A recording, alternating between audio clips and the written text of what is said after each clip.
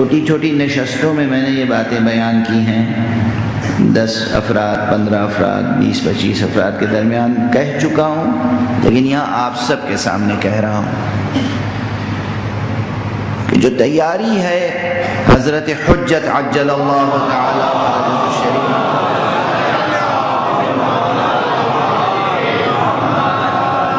کے ظہور کے لیے، اور اس لیے کہ ہم اور آپ اپنا نام صحیح معنی میں ان کے منتظرین کی فہرست میں لکھوا دیں،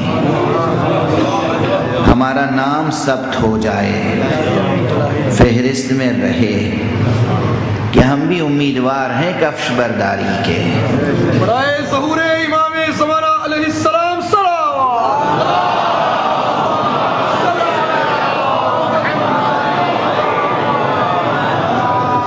اس کے لیے ہم آپ کیا کر سکتے ہیں؟ جوانوں میں بڑا جوش ہوگا، جذبہ ہوگا، بہت کچھ کرنے کی ہمت ہوگی، سکت ہوگی، ارادہ ہوگا، عزم ہوگا، چاہیں گے نا کہ ہم کوئی کارنامہ کر کے دکھائیں۔ جب تک حضرت تشریف نہیں لا رہے ہیں اتنا کر سکتے ہیں کہ 24 گھنٹے میں، روزانہ جو 24 گھنٹے آپ کو ملتے ہیں، اس میں سے 10 منٹ حضرت کی نظر کر دیں۔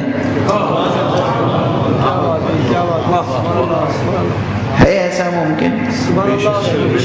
مشکل تو نہیں ہے۔ 24 گھنٹے میں 10 منٹ حضرت کی نظر کر دیں، پابندی کے ساتھ، بلا ناغہ، نماز صبح کے بعد یا نماز مغرب کے بعد یا نماز عشاء کے بعد یا نماز ظہر کے بعد کوئی ایک وقت مقرر کر لیں۔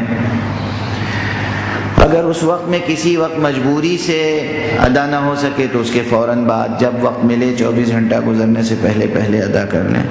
ایک کام کر لیں، اور وہ یہ کہ روزانہ سورہ مبارکہ یاسین کی تلاوت کر کے حضور کو ہدیہ کر دیں۔ نوٹ کر لیا جہاں تک آواز جا رہی ہے؟ جوانوں، بچوں، عزیزوں، بھائیوں، بہنوں، سب سے میرا خطاب ہے، 10 منٹ جب سورہ یاسین پڑھتے ہیں آپ، رواں ہو جاتی ہے زبان پر تو 7 منٹ لگتے ہیں، 6 منٹ، 7 منٹ، اس سے کم میں پڑھنے کی کوشش نہ کیجیے گا، بے ادبی ہے۔ 7 منٹ میں پڑھیں، 8 منٹ، 9 منٹ، 10 منٹ، اول و آخر درود کے ساتھ سورہ یاسین پڑھیں، سورہ حمد پڑھیں، 3 بار اخلاص کا سورہ پڑھیں، حضرت کو ہدیہ کریں۔ آپ آپس میں جب کسی کو کوئی ہدیہ دیتے ہیں تو جواب میں وہ بھی ہدیہ دیتا ہے۔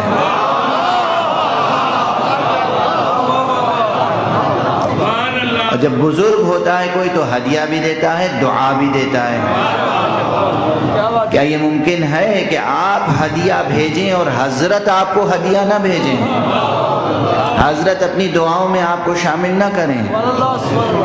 آپ اپنے لیے دعائیں کرتے ہیں، ایک طریقہ میں بتا رہا ہوں کہ حضرت کی دعاؤں میں آپ شامل ہو جائیں۔ 10 منٹ کا کام ہے، ٹھیک ہے؟ ایک ہی نسخہ بتاؤں گا تاکہ بار نہ ہو، بس اسے نوٹ کر لیجئے، ایک درود پڑھیے محمد۔